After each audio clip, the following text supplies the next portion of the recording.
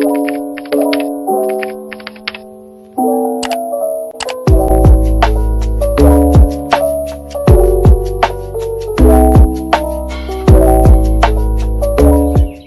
this screwdriver to install, okay?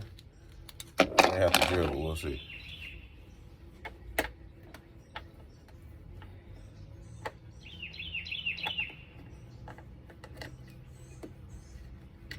Step one.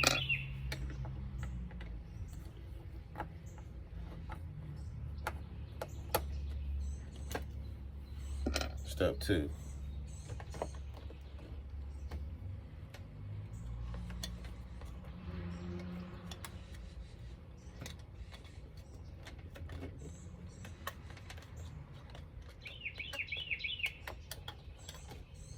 Step three.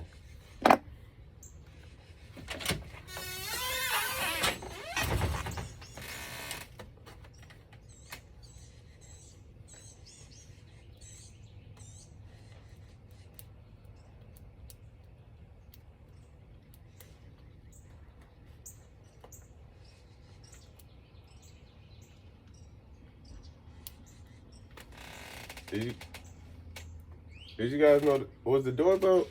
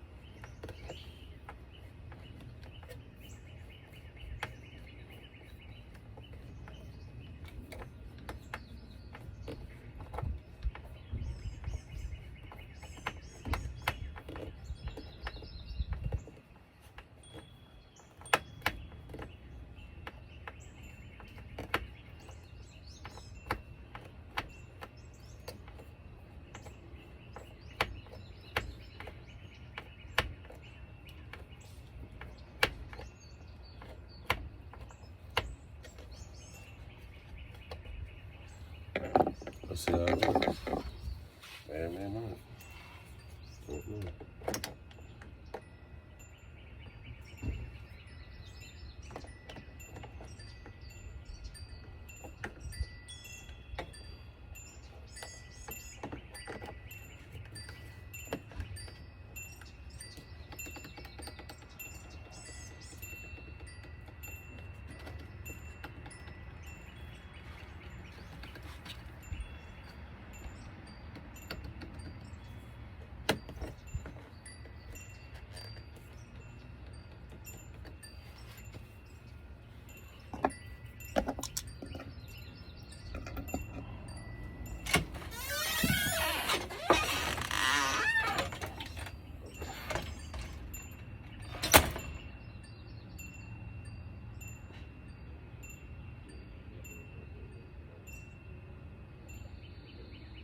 I don't know because of the shortage if it's going to be power or not, but it is installed. Hold on.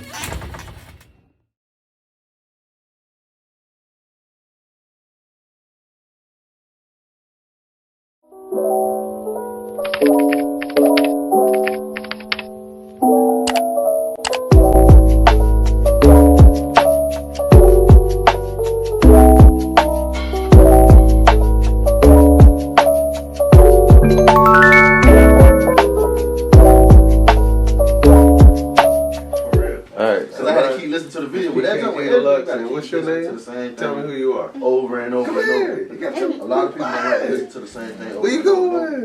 They don't. Where you going? Go on. What's your name? What you doing that for? I'm taking that with pride. Like, I'm like, this is easy. Oh, yeah. What are we talking about? We talking about opportunities? Oh, yeah. And what's those opportunities leading on? Financial wealth? Yes. Oh, yeah. Oh, yeah, people. Y'all see that? Come on, give me a date. When I first started, it took me like, right. 2 videos, it took me about an hour. We have it. So that's when I first started. Like, I was slow. No, man. What's happening, my good people? It is your boy PK. I know exactly how much time I got. Back with another vid on how I did. You already know what it is. High five. She helped me do that thing. You helped me do that thing, girl. You helped me do that thing, girl. Hey. What? Oh, yeah. Oh, yeah. No! This is so fun to do. Alright, so we donate some love. What's happening, my good people? It is your boy PKG the Loves back with another vid on how I did. You already know what it is, and today I'm here to talk about the opportunities that present itself in front of you and what you can do with them today. Alright, so there was about a period when COVID kicked off. Everybody remembers that. Everyone lost their jobs. Everyone got sick. They didn't know what to do. Some people passed away. Sorry about all that. But in that ideal moment of a pandemic, there was also a moment of opportunity. And that opportunity that presented itself left people without a job and left people with thinking of different ways to make more money.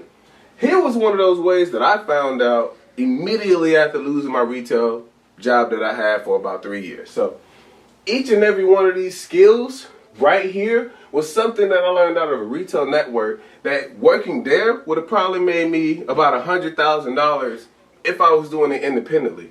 Wait, $100,000? Yes, because it's a slew of information that you have to know. And being in that retail, you're trapped into that hourly circle range on where you're only getting paid $13 or $15 an hour, whatever it may be. But learning these skills and having these tools to your assessment may just give you the extra bag that you was looking for. So let's get into it for a minute. Let's talk about it for a moment. Each and every one of these skills that I have up has always been something that I've used and had to learn along the way. Starting with the smart home. Any and everything that you get out of a store now, most likely it'll be a technology advanced device that you'll be using, and most people have to figure out how to use that device. It's either you figure it out or you pay somebody to come out there and do it. One of those two options. And when you're losing one of those two, it's also going into your time. Do you really want to take the time to figure out how to do something? Are you really going to be that patient on figuring out something if it were to go wrong? So with these tools that we have here, these are also the opportunities that we use just to make some extra income. So because I know a lot about smart home, because I've seen and touched a lot of things that dealt with the smart locks, I'm able to do smart security SAMs, smart lock systems, smart hub and speaker setups. I'm able to do smart device setups. What are all those? So if I go into your house and you have an Amazon Alexa or you have a Google Home just sitting on your stand and you're asking me to make that your alarm clock and also configure it into your doorbell so when your doorbell rings, that gets a ring too. All of those things incorporate with each other but require Wi-Fi and a little bit of additional skill that someone has to have if it isn't you. So, because of knowing this information piece on how to install and how to set up this stuff, you can make up an extra bag on just doing it. So, I've had to learn all these things. Just started with the smart home, one element in itself. But there were more that I went down to because I was one of those people that was considered a jack of all trades. I don't want to say I wasn't a master of none because I mastered them all. So, I moved on to doing home theater. Everyone has a TV. If you don't have a TV that isn't a flat back TV, I don't know what type of TV you're using anymore and you probably should throw it away. So, with that being said, TVs that you have are going to be bigger and they're also going to be wider, but they aren't going to have great sound. So, then when we start talking about the hookups, the things that go to it, you have your surround sound, you have your sound bar, you have your optical cords. What are these devices? Things that have to go to the TV so that you hear everything from the TV and you get that Dolby Atmos feel when you're in that movie theater or you're trying to get that surround sound feel where the vibrations from the floor make you feel as though, hey, this is an epic movie. This is about to be a great scene. You get those explicits that you don't want to use during the movie, but you're loving because you're engaged with it differently. So learning these skills on how to set up a sound system and give you that full around feel is something that pays you out in the long run. So we started talking about how to make 100K. Just doing these two alone, these two is 100K. No more. You don't have to learn anything else, but just learning those two. Because people will always need help with these two things.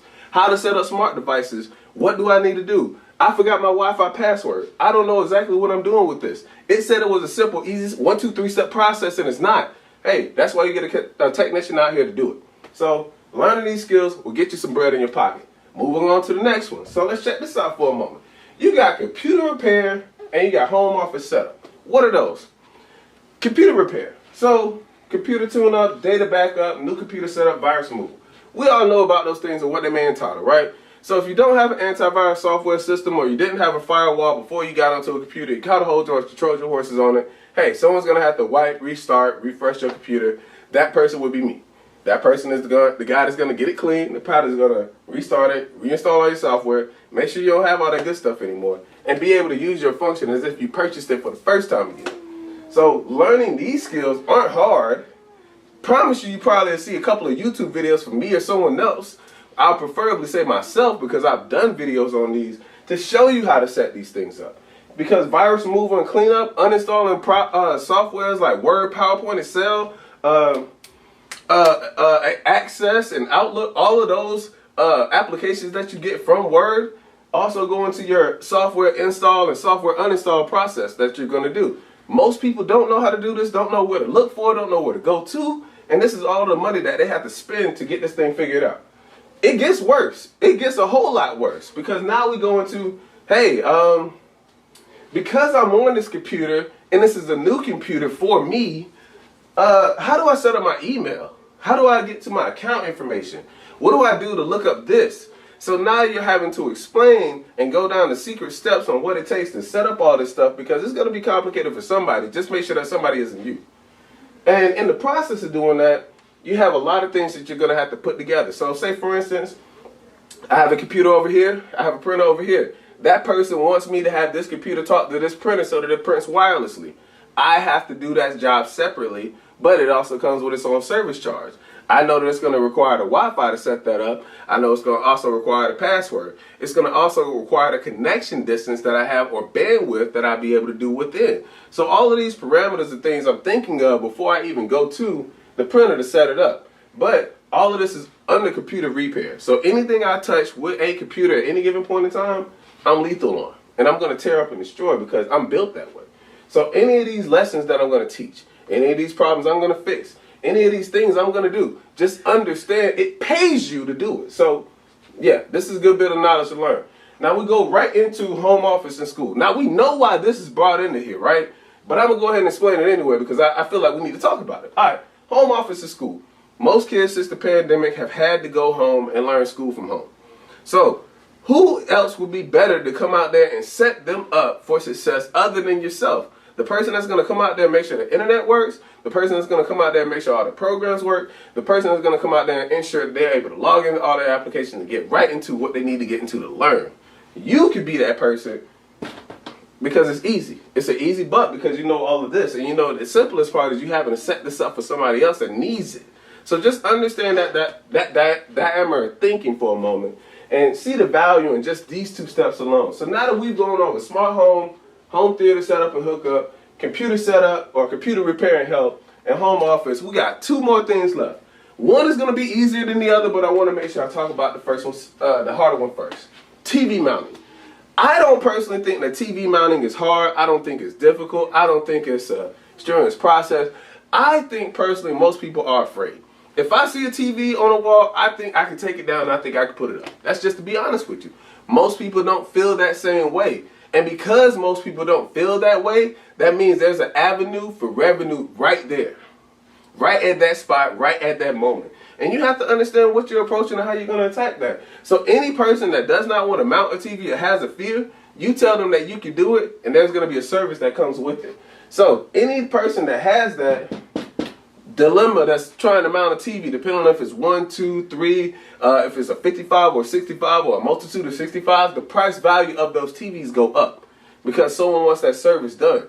You go out there being the specialist that you are, knowing the skills that you know, having the tools that you have and the resources that you gain from this experience of talking with me today, you'll definitely be out there able to mount a TV, put it on the wall, and ensure that it's not going to fall at any given point in time because you're built that way. And by the end of this conversation today, we want to ensure that you're built that way. So as we look into these TVs, I just wanted to talk about it because there's a lot of money to be made in that avenue as well. Out of all 4 of these, you could probably make $100,000 just from this alone. So, out of combination of all these jobs, I'm listing all the opportunities that present itself. What you can, what you're able, how far you're able, your capabilities. And I don't want to limit you in anything that you're doing. But I do want to let you know all of the steps is possible and profitable as you're learning. The last one is going to be mobile tablets and setups. There are few and small occasions where you'll run to teach someone how to set up a phone. But in those moments that you do, that is also profit as well. So someone that does not know how to get into their Gmail address or don't know how to use these applications, whatever the sort may be, you go in there, you give them that advice, you give them that support, you're able to make a payout because you know the knowledge. All of this stuff that I'm talking about today does not require a lot of hands-on. But as you're knowing the knowledge, you'll realize that each and everything requires you to think about it more than it requires you to do more pushing, do more turning. You have to really apply yourself in thought and how I'm going to do this. So once you understand this, the money will start flowing for you a whole lot faster and a whole lot quicker. So I gave you all this today to let you know the opportunities that are out there that presents itself. You guys can do it because I've seen someone out here that is doing it. I'm on track to possibly do it at this moment. And I want to make sure that everybody around me is on that same playing field, that same stage, because we can all stand up there together. This is 100,000 in action. I'm showing you. You can do this. All of this stuff is not even Googleable, but you can look at it and see what can I figure out? How can I do it? There are tutorial videos on what you can do to learn more. I just don't want to limit you to say, hey, I worked at a retail store. I worked at a retail store for forever. What other opportunities can I do other than work at this retail store? I was in that same boat. I was in that same boat for about 3 years and I had to figure something out. This is what I figured out. Where to take my skills, and my skills took me to the next level. You got to go to the next level. You can't stay stagnant. You can't stay there. You have to go to the next level. All right? So today, this was just to give you a presentation of everything that you could do to make $100,000 if you learn these skills. Each and every one of them have their own payout. But I promise you, they're going to be great when you start. All right? PKG Deluxe is in. PKG Deluxe is out, baby. Oh, no. What's happening, my good people? It's your boy PKG Deluxe back with another vid on how I did. You already know what it is. So today I'm here to talk about TV mounting services and how much you can make out of them. Yo, it's been a crazy few months that I've been going on, but when I've been doing it, all of these services have paid up to be a whole lot of money in the overall scheme of things. And I want to make sure I break all these things down as we're going to it. So like, you have a slew of TVs that you'll go through and mount. from 32 all the way up to 82, 65, 85. You have a lot of them that you're going to do. And with those TVs, each and every one of them come with their own steps, their own mounts, their own functionalities on how that person wants them done. Why am I saying all this stuff? Because those services that you're doing for that TV add up. Why is that going on? It's because people are afraid to get in there and actually do the nit and the grit and the hard stuff there is to do. So for each TV that I put my hands on, I got a charge price for it. And it ain't cheap, but it ain't high. So let's talk about it for a moment. If I come in and I wanted to do, or you wanted me to do any type of TV in your household, depending on if it's drywall, brick, or if it's outside in somebody's garage or barn, depending on what it is, I have to start off with a charge of $150 just to get it out there. Me coming out there doing the service and probably also bringing them out to you just so we know exactly what it's all going to take. So I factored in a lot of maths when I was doing all of this, right? So when you go out to do these jobs, let's say you do one, it gives you $150 if you did that TV mount. The person were to come back and want another one done, you'll probably have 3 or 4 or 5 clients. This adds up and builds you clientele when you go back out there the second and the third time. Now, if you were to use any of these mounts or have to come back out there and dismount or do another service to a TV, those services also pay out too. When I come out and do a dismount for anybody's TV that's moving somewhere or going somewhere, instantly $100. Immediately off the gate. Why? Because it's a hard service to do for that person and they want to make sure that that TV comes off the wall with minimal damage. A professional may have not put it up there, but a professional may have to take it down. So just keep that in mind. The remount, if I got to go in your house and put it back up, all right, cool. A professional's putting it back up there. These charge prices that I got to come up here and do for is only because I know how much it takes. You want a professional to get it done, it's going to cost a little bit of more money to get that professional to have it done. The reasons why is because all of the fixings that come with it. So when you get a fixed mount, tilted mount, full motion mount, all of these mounts give you full capabilities and range. Well, one of those mounts give you full capabilities and range so that you can do a slew of things with your TV. And the additionals that you have, in-core wall concealment and out-core wall concealment.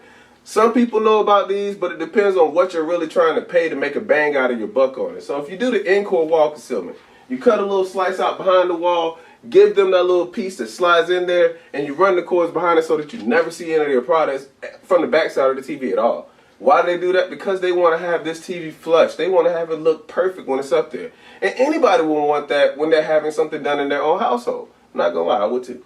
So when we come up to do all of these services each and every day, like let's just give it a ballpark of saying we did, I don't know, 5 jobs a day, 5 TV mounts. So I got 5 stacks of TV mounts with me. They're all going to be fixed. So that means I charge everybody at minimum $50 because I had to buy a mount. So my mounts cost me $20. I had to sell them for $50. I'm going out to make $150. I'm on track at this point to make about $2,000 in a day. $250 at least, $2,000 in a week, excuse me. $250 in a day if I continue with my math being slower than I want to actually give it to. So in a week's time frame, you bust $2,000 just off of TV mounted services alone. What you can do with these things are totally up to you. But between this, your private clientele, and the app that you can use, you can probably make about $96,000 plus, depending on how well you mount these TVs and do these services. Why do I say these numbers? Because yes, they're true numbers. We've done it. We've actually had the numbers add up for ourselves. Month after month after month, we're doing this. Why? Because it's easy. Like, you go out there, you say, hey, do you want your TV mounted? Now I'm mounting your TV and you got to overpay for the price because it's either me and somebody else or me and someone that actually is going to do this, or me and you, as in the customer client, that's going to lift this thing and get it up there. Because as a perfectionist and as someone that actually is a professional, you should actually be prepared to do this at any given point in time and be able to do this stuff as well. So I get out there, knock it out, make it look nice, leave it, and now I'm getting paid for doing an easy service, I feel as though, just because I'm confident. That's it. All of confidence. So I've been looking at doing this for about 4 months now. Doing this track plan of just figuring out the TV that you're mounting, the size that you're mounting, and giving someone a price range for can give you that $100,000 that you're looking for just off of this service alone. So if you understand and don't have a fear for getting out there to mount a TV, I just want you to see what all can pan out if you did do it.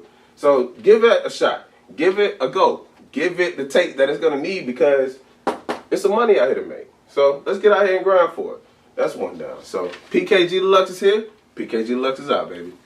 Hey man, if y'all interested in learning how to make like 10K a month. Make sure I'm gonna tag my cousin in this video.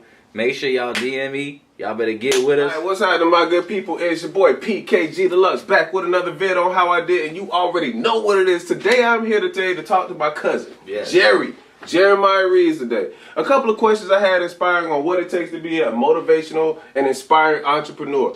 Those steps on what you want to take going forward, preparing yourself mentally, physically, and also spiritually when you do this thing. So he's the person today that's going to give us a few question rundowns to just see exactly what it takes to be that person that all of you guys are really afraid to be, but should step out there and do. All right, so right now we about to go ahead and get into it with a few of these questions, and I just want y'all to stay tuned in, all right? Jeremiah, let's go, baby.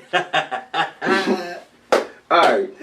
Let's go. Jerry. What's up? Motivational prep talk and inspiring entrepreneurs. I want you to tell them. I just got a few questions for you. One of them, what gave you the passion to pursue entrepreneurship ideas? Where did that come from? Well, man, you know, back in the day, my grandpa, Fred Reeves, he owned a lot of properties, and he always had an entrepreneurial spirit back when they was in slavery time. It was a story that my great-grandma told us that they came in and kicked them out the house, kicked the family out the house. So he swore to never, like, depend on nobody else again, for the lack of a better term. You know what I'm saying? So we've got 22 properties in Mullins right now, and it's been always in me. My grandpa Franklin, he was a pastor, he did taxes, teacher. He was always just a hustler, man. So he always made that bag happen one way or another. Exactly. My pops, you know what I'm saying, even though he wasn't really like ingrained in my life, he's from New Orleans, he was doing this thing always, and it's just like, it's just really in my genetic code to really pursue more or be the best version of myself that I could be, which is what I like to call being wealthy, because being wealthy is being the best version of yourself. Correct. You know what I'm saying? So I guess it's just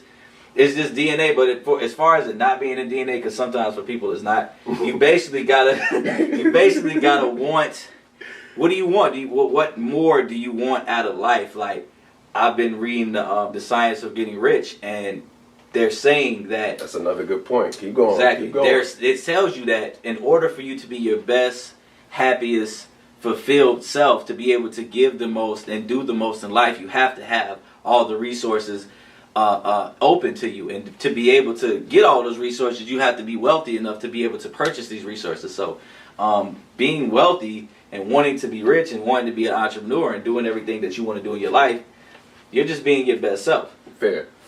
Let me ask you another step question. All right, so when you began this process, I'm saying, I'm going to be an entrepreneur. I'm going to do whatever it takes to get there. I'm going to excel regardless of what anyone says to me.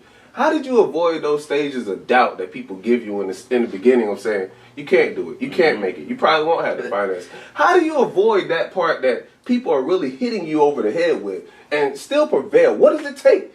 Tell me about it. Man, look, you know, I used to think something was wrong with me. Like, Right. Everybody want to work, and I'm like, look, I want to do this. Like, everybody wanted to earn their label and earn their money, and I was like, yo, I would want to use my mind and put people in position to be able to make money, and I made money off of the decisions that I made instead of like me physically doing it. But you know, being the black sheep of my family in that way, it's I used to think something was wrong with me. You know, my grandmother would be like, yo, you need to work. My mom. Everybody who really was like big in my life, they was like, you need to work. That's abnormal what you're doing. You're going against the grain. Correct. So basically, you just gotta. It comes to a point where a lot of people will quit, but at the end of the day, it's you. It's you. So you'll be basically neglecting yourself, neglecting your happiness, if that's really you. If you love doing it. If it's you, it's you. A lot of people like. You know you want to do something else, you got a great idea, you got something wonderful that you know could bring value to the people, but you're really nervous of what others may think of you, and you're really nervous of just leaving that safety net and just jumping. But you got to understand, you'll never know if your wings work unless you jump off the cliff. Correct. You never know if you can fly unless you actually put yourself in a position to fly. Get out there and do it. You know what I mean? So, all right, cool. So since we got onto that question, I had another question, because this is probably going to pay a lot more towards the people who work a 9-to-5, who are afraid to jump out there and give this entrepreneurship idea thing a shot. So I just want to talk about that for a minute. What would you tell someone who works a 9-to-5, who's afraid to leave their job, who doesn't know what to do, and if their life were to end tomorrow, i.e. COVID, you know, and everything goes down, what could they do? What could they figure out? They have to test these tools out of entrepreneurship for the first time, and they have to figure something out. How do they begin these stages if they've been programmed to work this 9 to 5 for 10, 20, 30, maybe even 40 years? Right. So what I want to do say is, I do want to say, if you're working somewhere and you enjoy doing it, that's kind of different. That's a lot different. Now, if you really enjoy what you do, kudos to you. Like, I used to serve tables, bartend. I really loved it, but I was just too ambitious. My brain wouldn't just chill and let me be content on that, but I really enjoyed doing that. But my recommendation is never just quit, straight up quit your job. Put your game plan together. You know what I'm saying? Do your market research on what it is that you're trying to do. Correct. You know, I mean, you can dip your toe in the water. You know, always pay yourself first. Read Rich Dad, Poor Dad. You have to take a certain percentage of your money and put it into your investing savings. Not your savings just to sit and let it inflate, but your investing savings. You take a certain percentage of your money out every check, and then you put it to the side, and there goes your investment budget. There's your business budget right there. So we can strategically start a business if you want to work. Never recommend just jumping like that. You know what I'm saying? Just migrate yourself out. Understanding your transition. You get what I'm saying? Just like transition like smoothly. Okay. You know what I'm saying? Because that's what we all do. We all work somewhere and then we just transition out. Right. And I feel like every one of us has some type of trade. Like, some people know how to sew, some people know how to knit. You find that trade out on what you do, and you actually make a profit out of it by how you promote it, how you sell it. So I think, but it's that fear you got to overcome. That fear. You got to have like, dang, if I don't get it in, I'm not gonna get paid. But it's just like, how not? Like, you just lost your job, you just lost your career, you just lost everything. Your 9 to 5 is gone, and boom. Like, now I got to go for the knit. Like what do you want to do? Like, do you want to really do this or not? You also have to seek out people who are doing the same as you. Now, your circle. Your circle is really big, because if you're trying to be an entrepreneur and all your friends are telling you what you can't do, you're going to have to you're going to fall into like some complacency, some mediocrity. You're going to be average, hanging around average people. Correct. It's going to be extremely difficult to start a business, run a profitable business with people who are not trying to do the exact same thing you're doing. So you have to I know it might be a cliche thing to say, but you gotta change your friends up, man. Like, you gotta change your people up. That's where you gotta switch up the circle, man. Right. And I'm gonna tell you why the biggest point of this is gonna pip up. So I'm gonna ask this last question. I know it's gonna be very important, so let's get ready for it, all right? What books have you read or were reading Matter of fact, here we go. that changed your entire opinion? Rich Dad, Poor Dad. I'm gonna slap this right here. Robert Kiyosaki. What books were you reading that made you change your entire opinion about why I couldn't do something and why I will do something? What switched you into that motive that I'm going to get this done and it's going to do whatever I'm going to do whatever I have to take to make sure it gets done? What gave you that drive? You know, playing sports back in the day, playing football, you really get that, once you're blessed enough to be a decent player. Like, I was a pretty good player. So it's like, you got that competitive edge. You got that going to get it done, that tenacity, that attitude. So basically, you translate that confidence into your everyday life. Now, the transition usually happens is when you was great in high school. Like, dog, dang, homie, in high school, you was the man, homie. So what you do, instead of okay, you might not be playing sports, but you translate that into your entrepreneur career. Or if you do work, you need to be the best one there. Right. You know what I'm saying? Like, I was a manager at Buffalo Wild Wings. I worked at Buffalo Wild Wings 4 months. I worked in retail, so I turned it up. I was managing that joint. Like, if I'm gonna be here, I'm going to stand out here. You feel what I'm saying? So, but Rich Dad Poor Dad is one of my favorite books. That's where I really got the Pay Yourself. Well, Pay Yourself is from the Richest Man in Babylon. But Rich Dad Poor Dad, Richest Man in Babylon. I really don't believe that nobody's really getting money unless they're reading books like that, because it sets them and it sets the tone for your mentality. Correct. Because you are what you study. Right. So, if you study how to shoot jump shots, you're going to be better at shooting jump shots. If you study how to cook burgers, you're going to be cooking burgers. If you're around people watching drama, watching nonsense all day, that's just what you're going to be in your life. So, a whole reality television show. There you go. That's what you become. There you go. All right, so I appreciate you answering all those questions for me. You already know, cuzzo. I appreciate that. So, we all needed to hear that just so we know what it takes to get there. So this doesn't stop today, it begins today. So for everybody out there that's inspired to begin the pursuit on being an entrepreneur, it starts right now. Right now. Not tomorrow, not yesterday, right now. At the end of this video, I want more and more people to give this idea a shot. Roll with it, read some books, do some independent thinking, do some due diligence for yourself, because the only person that this is going to hurt is you if you don't. Understand it now, see your future later, alright? There you go. PKG Deluxe is here. There you go. Jeremiah Reeves is here. Let's get We it. out, baby. Yes, sir.